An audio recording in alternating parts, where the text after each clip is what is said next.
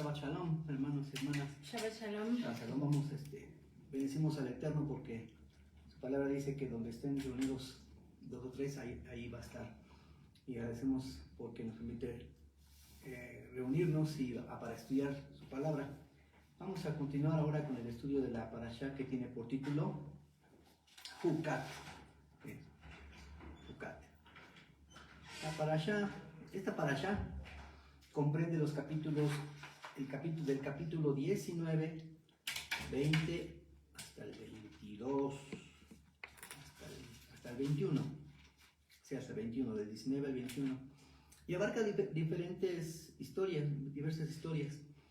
Hoy nos vamos a enfocar solamente en una.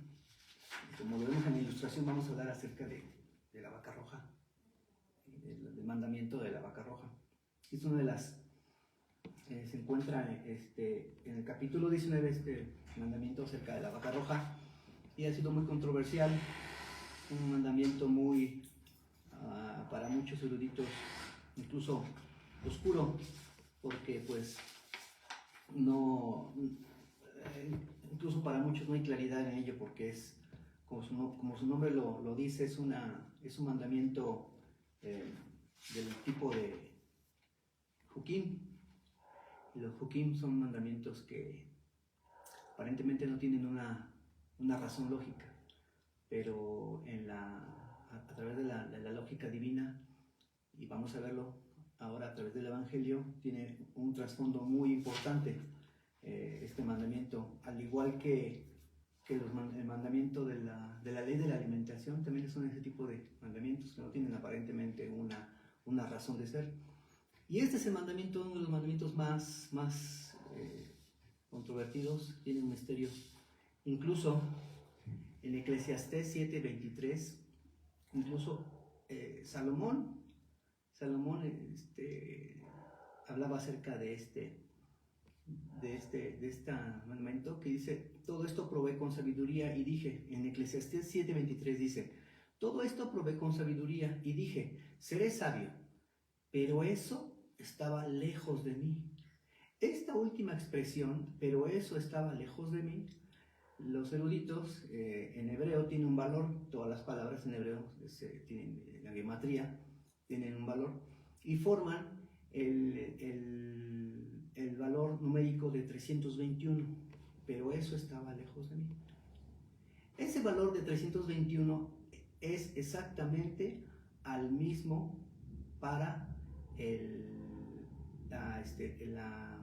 la palabra en hebreo, las palabras en hebreo que es para Adumá, correspondiente a la vaca roja. Pero todo eso estaba lejos de mí. Entonces, ¿a qué se refiere eso lejos de mí? Salomón no comprendía los mandamientos de la vaca roja. Imagínense, si el sabio Salomón no los comprendía, entonces sí es un mandamiento muy profundo. ¿Y por qué quizás no lo comprendía? Porque no lo veía a la luz del Evangelio. ¿Sí? Hoy no es que seamos muy eruditos, sino que vamos a ver este mandamiento a la luz del Evangelio, y donde tiene su comprensión, donde dice: por eso te mandó este tipo de mandamientos. Ese se encuentra como lo comentamos, el número 19, capítulo 19 de Números, que dice así: después el Señor habló a Moisés y a Aarón diciendo: este es el estatuto de la ley, ¿sí? En hebreo es Hukot, ¿sí? El estatuto de la ley que el Señor ha ordenado, diciendo: di a los hijos de Israel que te traigan una novilla alazana, sin defecto, que no tenga manchas y sobre la cual nunca se haya puesto yugo. Y la daréis al sacerdote Eleazar, y él la sacará fuera del campamento y será degollada en su presencia. Entonces el sacerdote Eleazar tomará con su dedo de la sangre y rociará un poco de sangre hacia el frente de la tierra de reunión 7 veces. Luego la novilla será quemada en su presencia, todo se quemará: su cuero, su carne, su sangre y su estiércol. Amén. Amén. Bueno, este es un hok, lo que comentaba, ¿no? En español dicen un estatuto de la ley. Un hok es un mandato, en plural es hukim, Para algunos lo consideran como las leyes, y como les comentaba, una ley sin aparentemente una razón, pero más como les comentaba, es una lógica divina. Es un rito mencionado en Jucá, en número 19, que tiene el carácter de Jucá, por eso se dice la parashá Jucá. Y es una ley inamovible, que no se suspende, que no deja de ser, ¿sí? Y vamos a comentar ya en comentar que ese tipo de sacrificios es de orden del hatat. Habíamos visto los tipos de sacrificio anteriormente, ¿verdad? Hay sacrificios olá, que los sacrificios olá son, holocaustos y se queman todos, ¿no? Y los sacrificios de hatat son sacrificios por el pecado. Luego también hay shalamim de gratitud,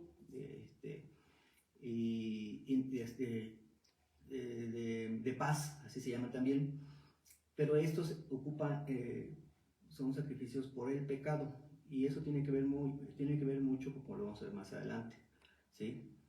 Y aunque la traducción en el castellano, el texto se pierde, ¿no? de la importancia de este tipo de sacrificio, y ahorita vamos a ver todo lo que va a conllevar los requisitos para este mandamiento. Dice, el primero, dice que va a ser una vaca, dice que busquen, que traigan una vaca bermeja, ¿sí?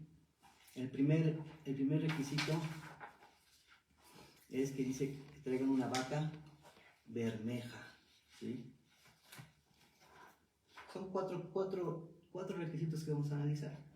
Que sea adumá, roja, bermeja. Que sea temimá, perfecta. Que no tenga yugo, ol. Y vamos a ver también que dice que no haya nada, en español dice que no haya nada, que no tenga nada raro en ella, ¿no?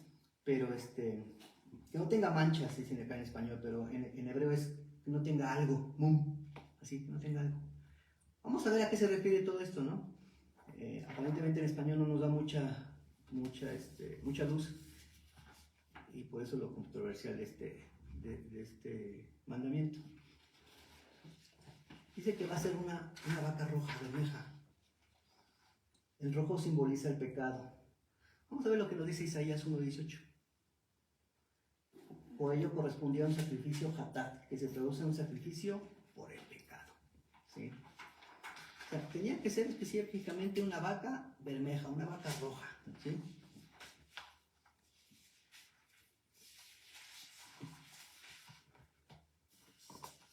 Isaías 1:18. Venid luego, dice el Eterno, y estemos a cuenta. Si vuestros pecados fueren como la grana, como la nieve serán emblanquecidos.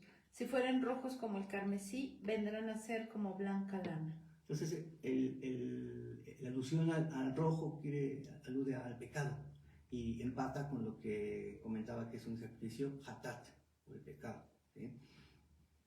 Bueno, más adelante dice el segundo requisito, que debe ser temimá, ¿sí? Esto está en femenino, ¿sí? En tamim, el masculino es tamim, ¿sí? ¿Qué quiere decir? Que sea perfecta, ¿sí? Y para eso, el término perfecto,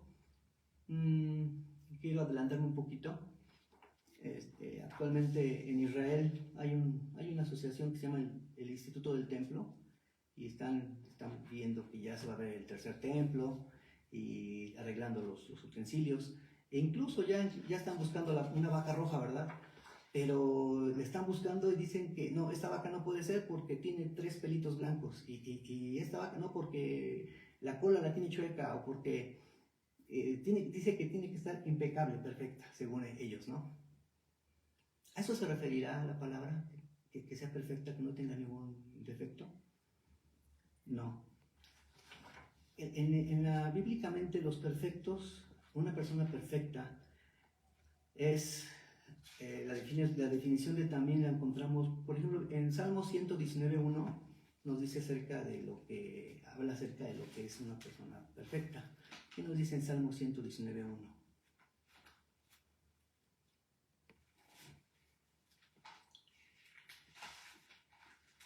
Salmo 119:1.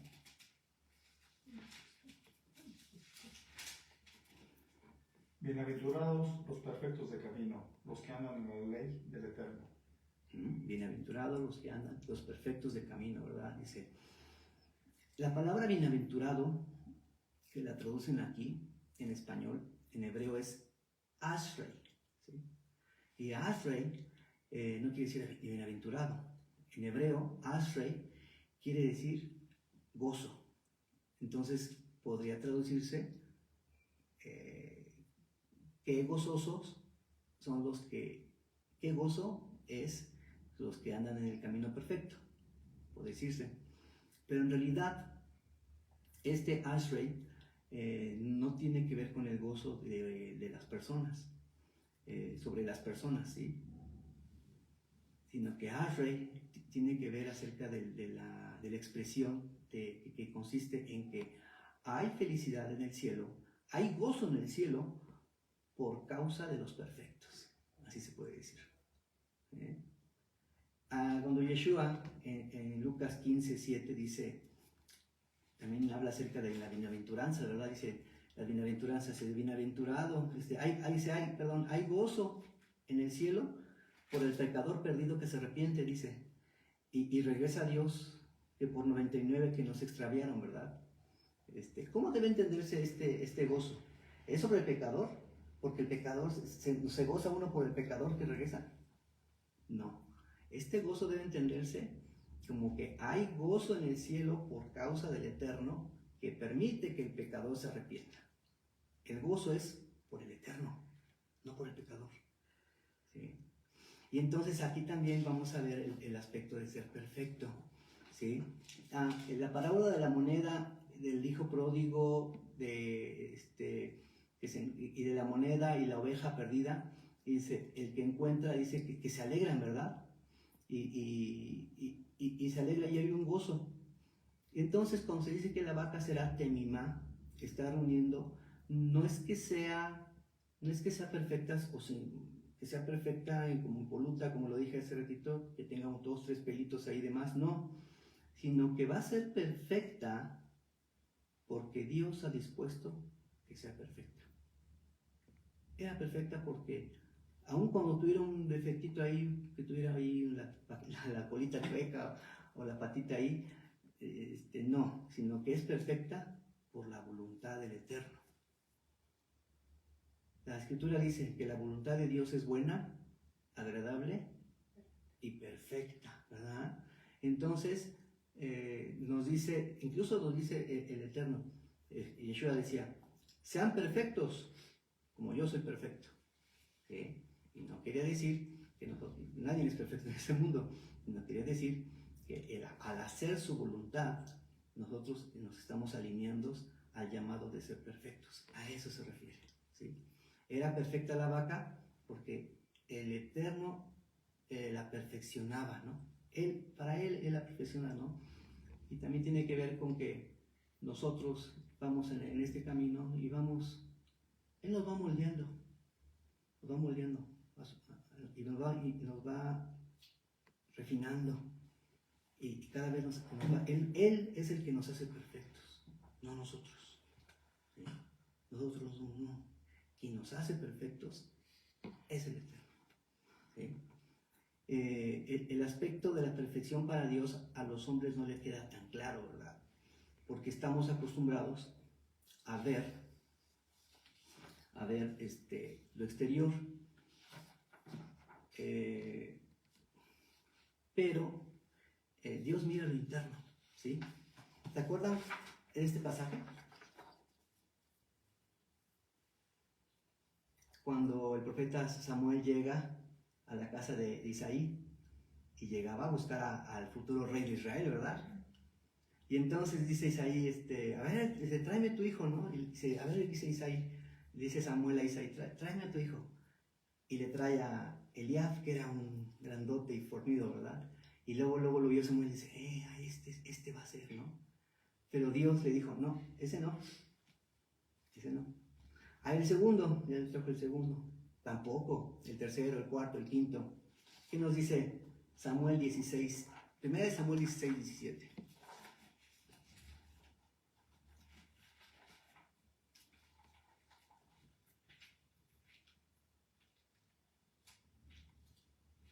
Y Saúl respondió a sus criados, buscadme pues ahora alguno que toque bien y traédmelo. ¿Y a quién trajeron? David. A David. Y entonces cuando trajeron a David, dijeron, era un muchachito pequeñito. Y entonces Dios le dijo a Samuel, ese es. Porque Dios mira el corazón. ¿Sí? Y él dice, ese es perfecto.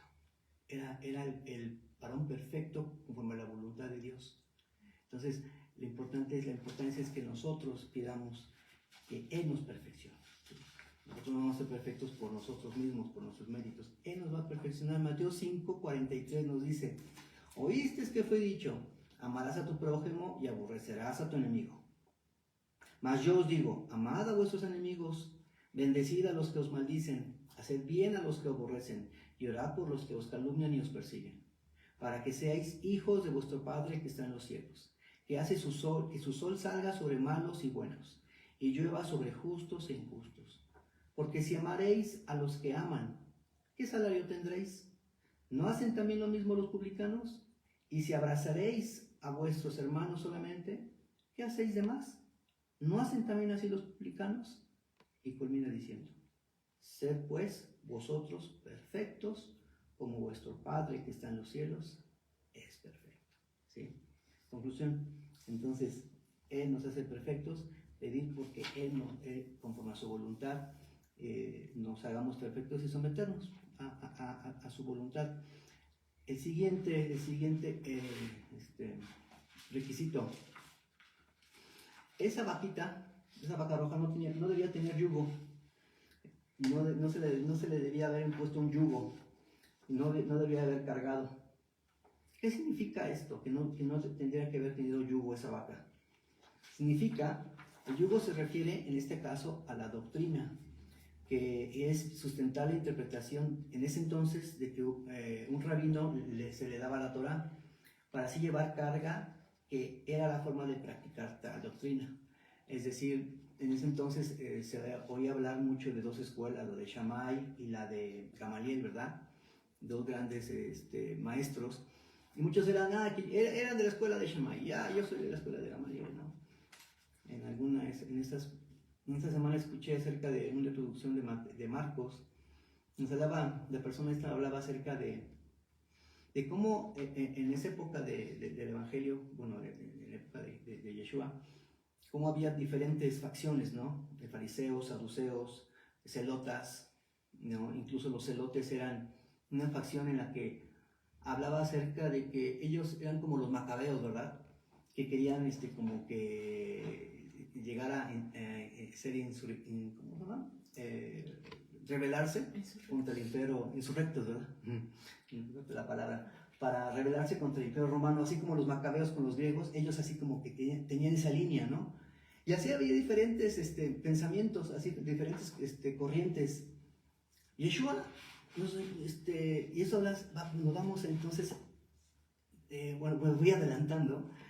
La vaca roja, ¿a qué se referirá?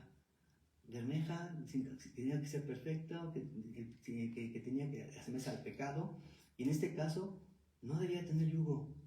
Entonces, Yeshua, quiero adelantarme, la vaca roja era un tipo que asemeja a Yeshua. ¿Yeshua de qué facción era? ¿Era fariseo? ¿Era celote? ¿Era saduceo? ¿Era de Shammai? ¿O era de Gamaliel? No, de ninguno. Dice, Hechos 5:15, no era de ninguna facción. No tenía yugo. ¿Sí? Él no tenía yugo. Ahora pues, ¿por qué tentáis a Dios poniendo sobre la cerviz de los discípulos yugo que ni nuestros padres ni nosotros hemos podido llegar? El yugo era una doctrina, ¿no? Una serie de interpretaciones.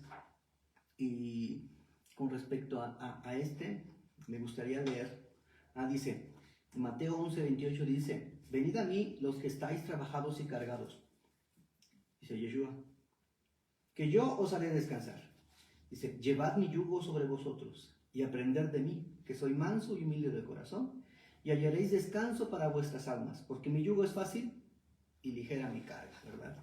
Entonces, ¿qué yugo es? El yugo es la doctrina, ¿verdad? Yeshua no pertenecía a ninguna de estas facciones, saduceos, celotas, no, ¿sí? Y miren lo que me encantó, lo que nos dice esta parte, va muy acorde a lo que vamos ahorita ya vamos adelantándonos acerca de lo que el significado de la vaca roja, lo que nos dice el Evangelio de Marcos en el capítulo 1, versículos 21 al 28, dice así, entraron en Cafarnaúm y enseguida en el día de reposo, entrando Jesús en la sinagoga, dice, comenzó a enseñar, y se admiraban de su enseñanza, porque les enseñaban como quien tiene autoridad, y no como los escribas. He aquí estaba en la sinagoga de ellos un hombre con un espíritu inmundo, el cual comenzó a gritar, diciendo, ¿qué tenemos que ver contigo, Jesús de Nazaret? ¿Has venido a destruirnos? Yo sé quién eres, el Santo de Dios. Jesús le reprendió diciendo, cállate y sal de él. Entonces el espíritu inmundo, causándole convulsiones, gritó a gran voz y salió de él. Y todos se asombraron de tal manera que discutían entre sí diciendo, ¿qué es esto? Una enseñanza nueva con autoridad. Él manda aún a los espíritus inmundos y le obedecen. Y enseguida su fama se extendió por todas partes, por toda la región alrededor de Galilea. Yeshua no tenía ningún yugo, él traía una nueva enseñanza, dice, y enseñaba con autoridad. ¿Sí?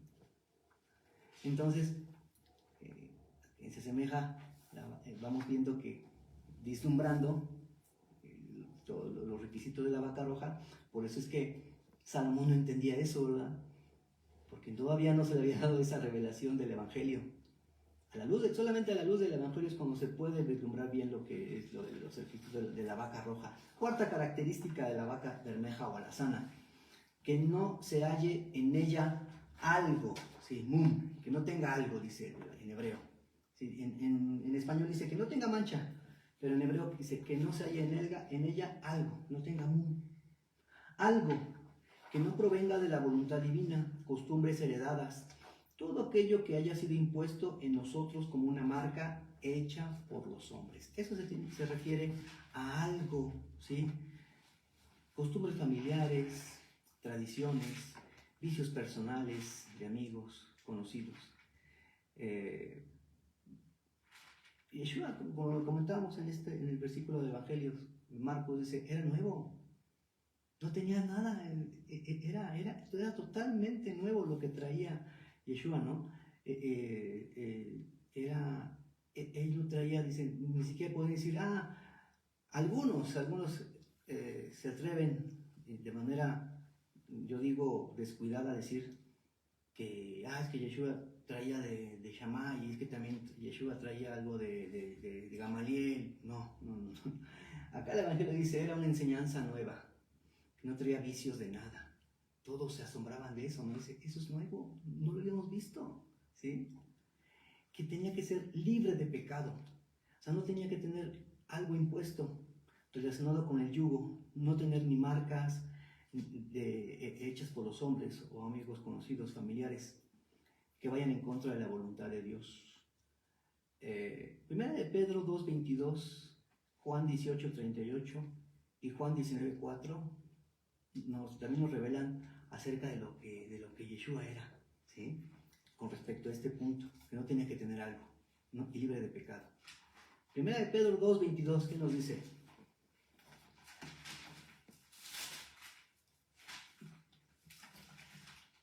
Primera de Pedro, 2:22.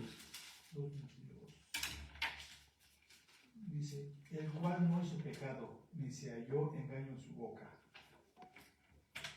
En Yeshua no hubo pecado, ¿sí? Libre de pecado, ¿sí? Y esa es una condición que también precisamente, quiero hacer un paréntesis, también acerca de la divinidad de Yeshua, ¿sí? si Yeshua, como algunos comentan, que dicen que no era Dios, que era un hombre como nosotros, ¿verdad? No hubiera podido él darse en sacrificio. ¿Por qué? Porque si hubiera tenido condición de hombre, ¿un hombre qué tiene? Un hombre, una de las condiciones de los hombres, ¿cuál es de la humanidad, mujeres y hombres? Que vamos a morir. ¿Por qué? Porque nuestra condición es pecadora, ¿verdad? Nuestra condición, somos el pecado. Y entonces Yeshua, si hubiera tenido esa condición de hombre, no hubiera podido darse en sacrificio, porque decían, debía ser el sacrificio perfecto, ¿verdad? Sin libre de pecado. Entonces, por eso que Yeshua era Dios.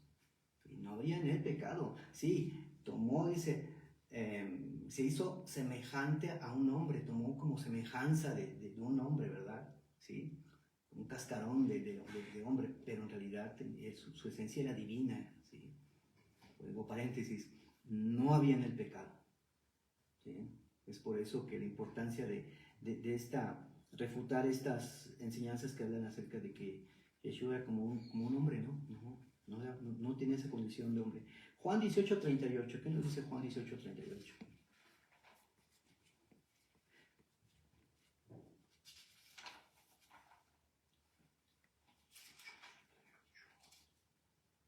Le dijo Pilato, ¿qué es la verdad? Y cuando hubo dicho esto, salió otra vez a los judíos y les dijo, yo no hallo en él ningún delito. Imagínense, Pilato, así mismo, un gentil, dijo, yo no hallo en él nada, ¿no? ¿Sí? Era parecido como cuando el Cordero de Pascua se le apartaba, ¿verdad? Y se le apartaba precisamente para eso, para ver si no tenía algún mancha. Y no se hallaba mancha en él, en el Cordero de Pascua. Y igual, y Yeshua fue sometido incluso a ese experimento. Incluso un gentil le dijo, no hallo en él falta, no hay un delito. Juan 19:4.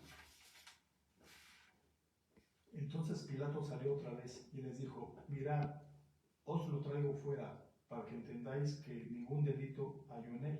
O sea, nuevamente lo volvió a revisar. Bueno, a ver, vamos a ver, porque estaba en el vulgo, estaba ahí insistiendo. Dice, ya vi que no hay falta, no hay falta en él. Otra vez volvió a Pilato, ¿verdad? Entonces, vemos que estos requisitos nos asemejan a que acerca de que se estaba hablando de Yeshua, el sacrificio de la vaca bermeja. Estaba hablando del sacrificio de Yeshua. Dice el Evangelio, Números 19, continúa diciendo en los versículos del 3 al 6, y la daréis a Eleazar el sacerdote, esa vaca. Esa vaca, dice, y él, el sacerdote, la sacará fuera del campamento. La iba a sacar fuera del campamento. Y dice, y allá fuera del campamento la hará degollar en su presencia, delante de su faz, dice, delante de su faz. Y tomará Eleazar el sacerdote de su sangre con su dedo y rociará hacia la delantera del tabernáculo del testimonio. Entonces, quiere decir que estaba fuera y hacia el tabernáculo del testimonio, con la sangre de ella 7 veces. Y hará quemar la vaca ante sus ojos, su cuero y su carne, y su sangre con su estiércol hará quemar. ¿Sí? Luego tomará el sacerdote madera de cedro, e hisopo y escarlata, y lo echará en medio del fuego en que arde la vaca. ¿Sí? Dice, tomará de ella madera de cedro, hisopo y escarlata. Dice, y la iba a quemar. Madera de cedro. Comentaba, habla acerca del sacrificio de Yeshua. Yeshua, ¿dónde fue sacrificado? ¿Dónde murió Yeshua? ¿Murió en el templo? Murió fuera. ¿Sí? Murió fuera. Comentábamos cuando hablábamos acerca de los sacrificios que había los sacrificios de Olá se hacían dentro del tabernáculo, ¿sí? Pero los de Hatat se podían hacer fuera, como por ejemplo el cordero de Pascua se comía fuera en cada casa, ¿no? Pero había algunos sacrificios Hatat de pecado que era tan grande el pecado, era tan especial que se tenía que quemar todo. Entonces este es uno de ellos, ¿no? Aunque era Hatat, pero se iba a quemar todo. y entre ellos dice que dice, será incinerada, dice, será quemada su cuero, su carne, su sangre con su estiércol y hará quemar, todo se iba a quemar. Y dice, y tomará una madera de cedro. Gálatas 3:13.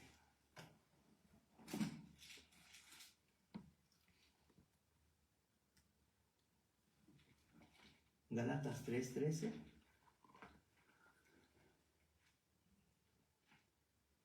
Cristo nos redimió de la maldición de la ley, hecho por nosotros maldición, porque está escrito, maldito todo el que es colgado en un madero. Dice, en un madero de cedro. Ahí está el primer elemento. En el segundo, dice, con hisopo. Juan 19:29 dice así, Juan 19:29. Pilato también, Juan 19:29. Habla acerca de que... Y estaba allí una vasija llena de vinagre. sí. Entonces ellos empaparon en vinagre una esponja y poniéndola en un hisopo se le acercaron a la boca. Dice, ahí está también el elemento del hisopo. ¿Sí? O sea, el madero, el hisopo. ¿Y el hisopo qué era el hisopo?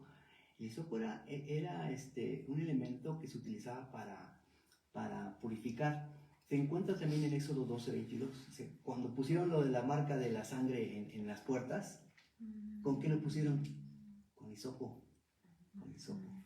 En Levítico 14:51 también nos habla acerca de ese hisopo y nos dice así, después tomará la madera de cedro, el hisopo y el cordón escarlata junto con la vecilla viva y los mojará en la sangre en la vecilla muerta y en el agua corriente y rociará la casa 7 veces.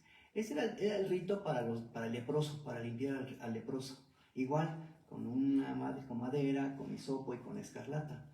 Y ahí también se encuentra el elemento de hisopo. Y en Salmo 51:7 dice, límpiame con hisopo. ¿Sí? Límpiame con hisopo. Es decir, el hisopo era un elemento para limpiar, para purificar. Y encontramos, y con hilo carmesí, o con hilo escarlata. ¿Qué nos dice Juan 19:5?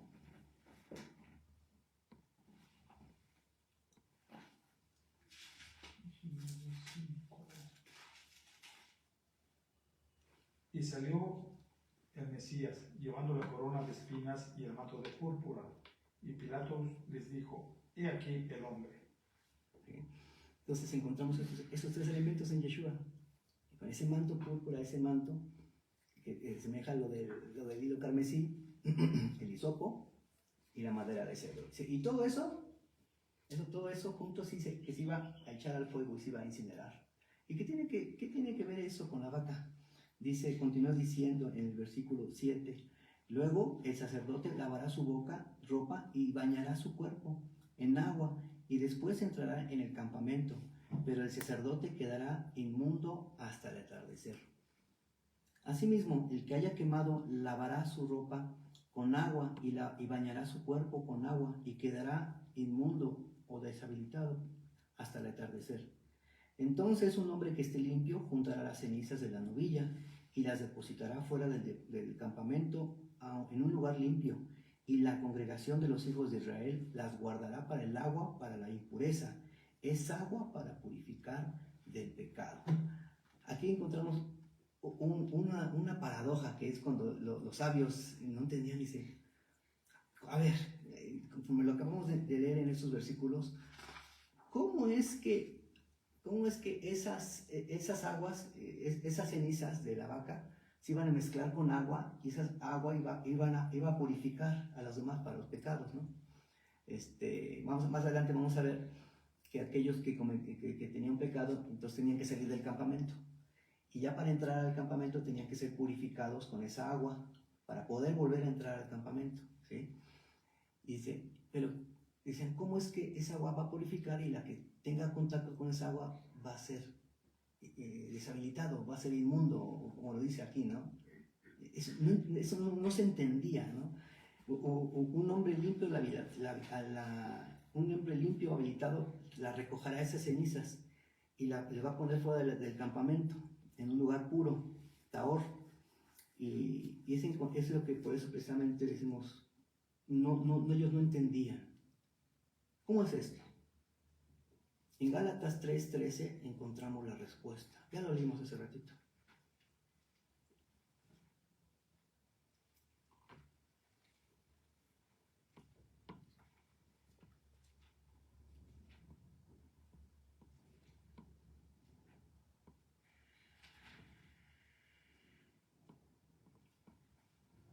Cristo nos redimió de la maldición de la ley, hecho por nosotros maldición, porque está escrito, maldito todo es el que es colgado en un madero. Entonces, Yeshua, él mismo, dice, en Isaías 53 dice incluso, dice, Él cargó con todos nuestros pecados, ¿verdad? Aún sin tener pecado, Él estuvo ahí y Él cargó con todas nuestras transgresiones. Y dice, y empata aquí con lo que dice, en Gálatas dice, Él se hizo pecado por nosotros. En Job 14:4 dice así, ¿quién hará algo limpio de lo inmundo? Sin nadie, solamente Dios. ¿Sí? Yeshua estuvo en contacto con el pecado cuando murió para hacernos salvos, ¿verdad? Precisamente es ese misterio que no entendían los rabinos, ¿no? Precisamente cuando, vamos a ver más adelante, sí, las cenizas se colocaban, dice, que se colocaban fuera del campamento como una guardia, ¿sí? Y que iba a vigilar y a guardar a todo el campamento, incluyendo a las personas gentiles, ¿sí? Sería la vigilancia para el campamento que le iba a preservar y que le iba a tener bajo su cuidado. ¿Qué quiere decir con esa guardia? ¿Sí? Esa guardia era acerca de que nadie podía pasar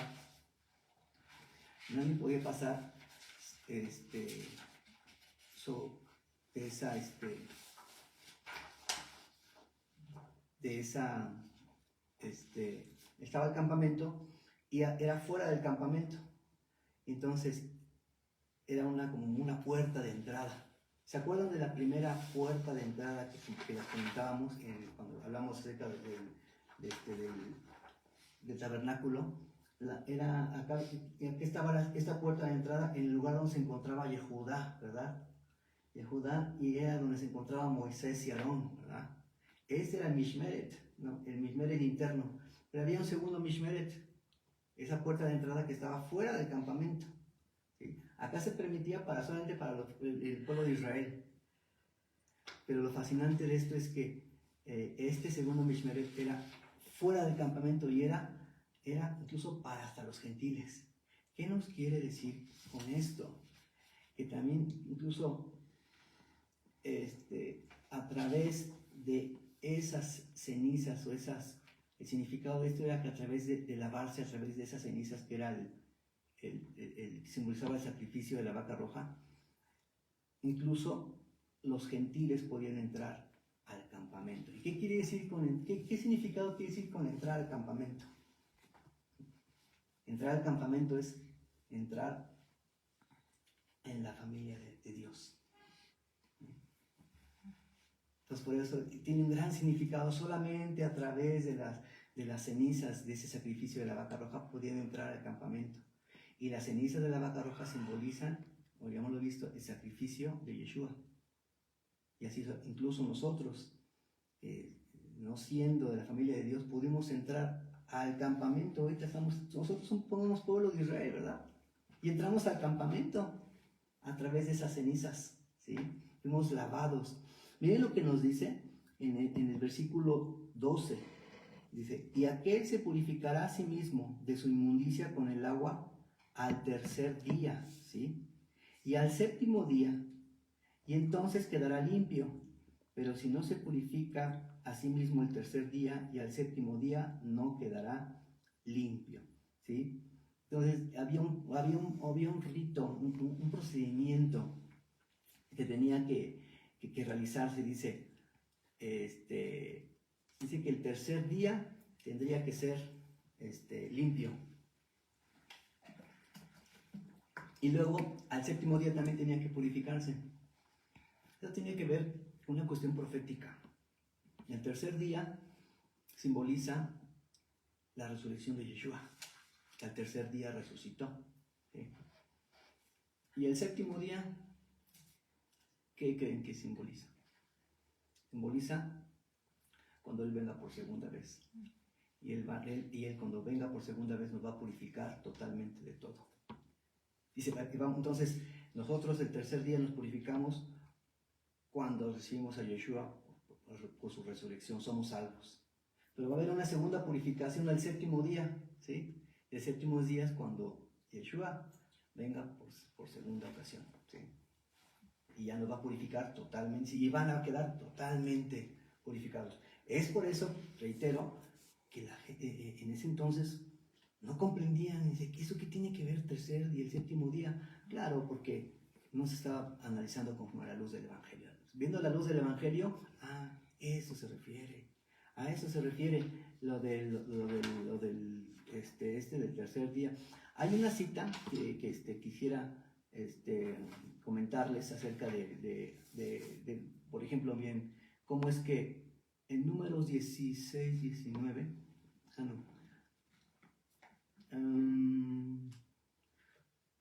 acerca de, Números 16, 29, cuando hubo una ocasión en la que el pueblo de Israel tuvo que salir a la guerra, ¿sí? La perdía cada cita. Y dice que cuando regresaban de la guerra, Moisés le dijo, quédense ahí 7 días, quédense ahí 7 días, y no entren al campamento. Y si ya una vez que, ya lo encontré, es en Números 31, ya voy a leer entonces aquí. Números 31 nos dice así, 19, 31. Y vosotros acampad afuera del campamento por 7 días, todo el que haya matado a una persona y todo el que haya tocado a un muerto, purificaos vosotros y vuestros cautivos. El tercero y el séptimo día, entonces hablaba de este rito, estaban afuera del campamento. Entonces para entrar al campamento tenían que purificarse. ¿Cómo se purificaban? El tercer y séptimo día, digo, entonces está haciéndose referencia a las cenizas de la vaca roja, ¿sí? Versículo 20, y purificaréis todo vestido, todo artículo de cuero y toda obra de pelo de cabra y todo objeto de madera. Entonces el sacerdote Eleazar dijo a los hombres de guerra que habían ido a la batalla, ese es el estatuto, el hoc de la ley que el Señor ha ordenado a Moisés. Está hablando acerca de la vaca roja. Solo el oro, la plata, el bronce, el hierro y el estaño y el plomo, todo lo que resista el fuego pasaréis por el fuego y será limpio, todo será purificado con el agua para la impureza, mas todo lo que no resiste el fuego lo pasaréis por agua. Y en el séptimo día lavaréis vuestra ropa y seréis limpios, después podréis entrar al campamento, ¿sí? Entonces era un requisito, ¿no? El estar limpio para entrar al campamento. Incluso en el versículo 16 dice así, perdón, en el 18, y una persona limpia tomará hisopo y lo mojará en el agua y lo rociará sobre la tienda y sobre todos los muebles y sobre las personas que estuvieron allí y sobre aquel que tocó el hueso, al muerto y al que moría por causas naturales o la tumba. Entonces aquí nos está haciendo referencia a toda cómo se limpiaba, ¿no? Acá que también hace referencia a lo de cuando una casa se contaminaba y cómo se limpiaba con las cenizas de la vaca. Versículo 19 dice, entonces la persona limpia rociará sobre el inmundo, sobre el inhabilitado, el tercero y el séptimo día. El séptimo día lo purificará de la inmundicia o de la inhabilitación. Y él lavará su ropa. Y aquí quisiera que tomáramos aquí, atención, dice, y él lavará su ropa y se bañará en agua y quedará limpio al llegar la tarde, ¿sí? Y se bañará en agua. ¿Qué quiere decir esto? Esto quiere simbolizar que tiene que sumergirse en la mikvé, tiene que bautizarse, ¿no? Entonces, aquella persona que no llega a bautizarse no puede entrar al campamento. Así, por eso, y aplica para gentiles, para todos. Aquel que no se purifican el agua, y más bien dicho, no tanto que se purifique en el agua, porque el agua estaba mezclada con las cenizas. Aquel que no se purifica en el agua con las cenizas, que simboliza el sacrificio de Yeshua, no puede estar limpio para poder entrar al campamento. ¿Cómo es que podemos entrar al campamento de la familia del Eterno?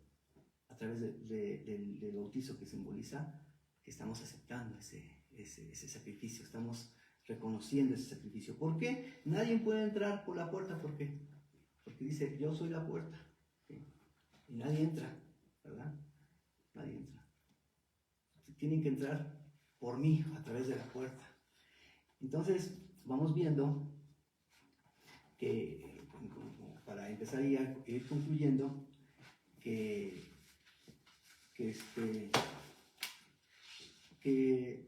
la vaca roja era la única ofrenda sacrificial que debía ser ofrecida fuera de Jerusalén. Yeshua fue sacrificado en el monte Gólgota, el cual está a las afueras de Jerusalén, ¿sí?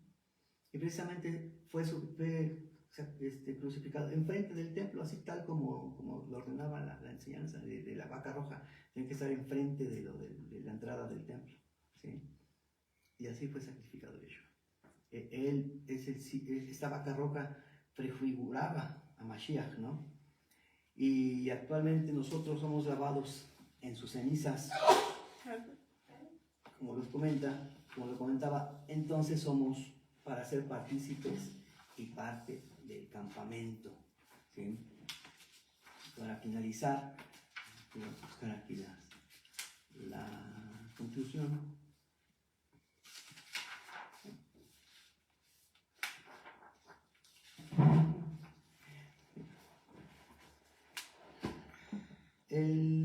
Sabemos que el entrar a través del sacrificio de las cenizas, el hecho de que quedaran cenizas era que se había quemado todo se había quemado, todo se había consumido, y por eso precisamente eso tiene cumplimiento cuando Yeshua, en el Evangelio de Juan 19:30 dice, cuando muere dice, consumado es. Quiere decir que ese sacrificio que él llevó a cabo se consumó totalmente, y prefigura las cenizas, por eso en el sacrificio. A través, podemos ver entonces que nosotros podemos entrar por ese sacrificio y acceder al trono de la gracia y misericordia del Eterno. Qué importante es esto, saberlo. Y lo podemos encontrar en Hebreos 10, 19, 20.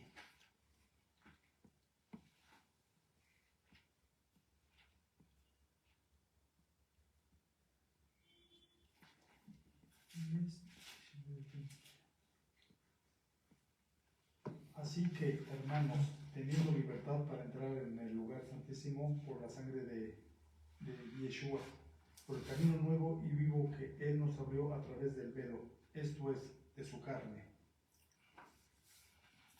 Solamente a través, antes no podía entrar al lugar santísimo, ¿verdad? Y a través del sacrificio, ya lo hemos repetido, sabemos, no hasta el cansancio de, que podemos entrar adentro, no. Es sobre todo la importancia, no solamente entrar del lugar santo, no. La importancia es que nosotros estábamos afuera de ese campamento. Nosotros éramos, decía, ayer lo leíamos, incluso en la Haftará que leímos, que escuchamos ayer, acerca de Yiftach, ¿no? Y Yiftach era un desheredado, ¿sí? Y a través de que el Eterno hizo justicia, él pudo obtener esa herencia, ¿verdad?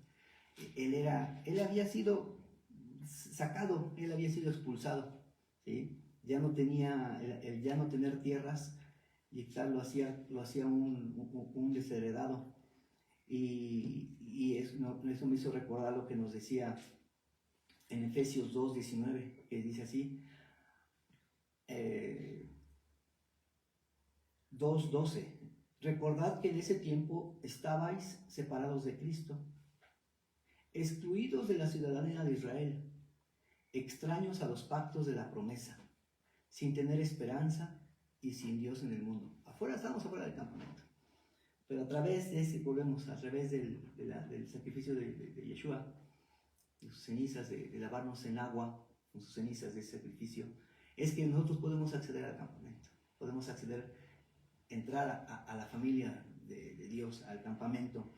Así pues, culmina diciendo Efesios 2:19, así pues, ya no sois extraños ni extranjeros, sino que sois conciudadanos de los santos y sois de la familia de Dios.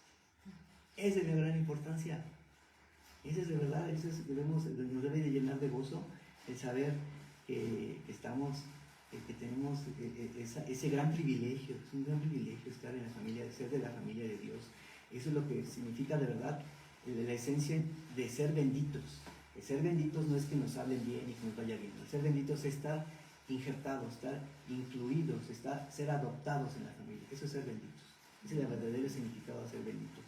Quisiera culminar con lo que comentaba hace ratito, al principio, de que actualmente en el mundo judaísmo hay un fervor en algunos sectores del judaísmo acerca de que ya está, sobre todo hay una institución, se llama el Instituto del Templo, ¿sí?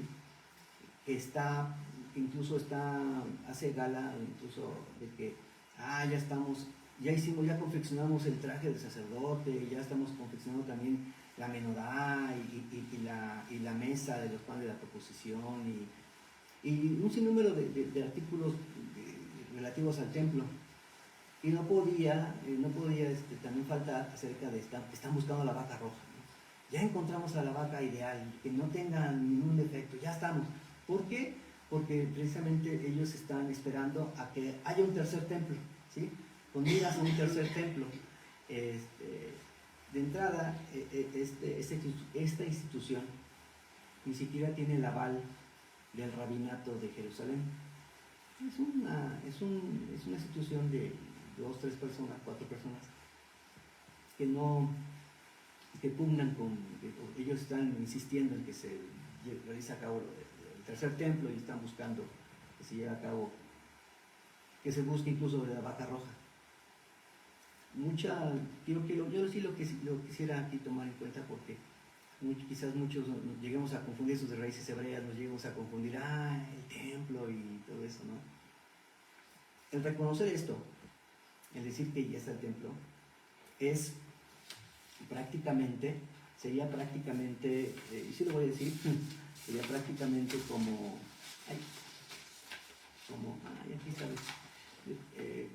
negar el sacrificio de Yeshua, ¿sí? Con el sacrificio de Yeshua se cumple lo de la vaca roja, ¿sí? Y ya no hay necesidad de un tercer templo, porque incluso lo dice el Apocalipsis, ¿no? Dice, en el Apocalipsis 21 dice, y él era el templo, ¿sí? Y ya no había más templo, porque él era el templo, ¿sí? ¿Para qué entonces buscar una vaca roja y sus cenizas?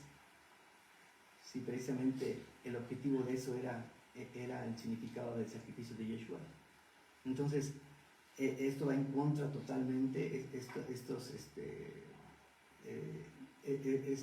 este movimiento va en contra de lo que es el Evangelio, de lo que enseña el Evangelio. El Evangelio nos enseña ahorita a través de esta enseñanza que vuelvo a repetir, el sacrificio de la vaca roja nos incluye en el campamento del Eterno, en la familia del Eterno. No hay necesidad de un sacrificio de la vaca, eso ya pasó, ¿sí? Es un mandamiento juzgado olam, ¿no? Un mandamiento destinado a un tiempo indefinido que solamente Dios le iba a permitir. ¿Hasta cuándo? Hasta cuando llegó Yeshua con su sacrificio, ese mandamiento ya cesó. Y era lo importante saber que nosotros tenemos acceso al lugar más santo a través del velo de su carne, su sacrificio, y al trono de su gracia, y tener misericordia a través de ello. Esa sería la enseñanza de esta parashá acerca de la vaca roja, que sea de bendición y edificación para todos nosotros. Shabbat Shalom.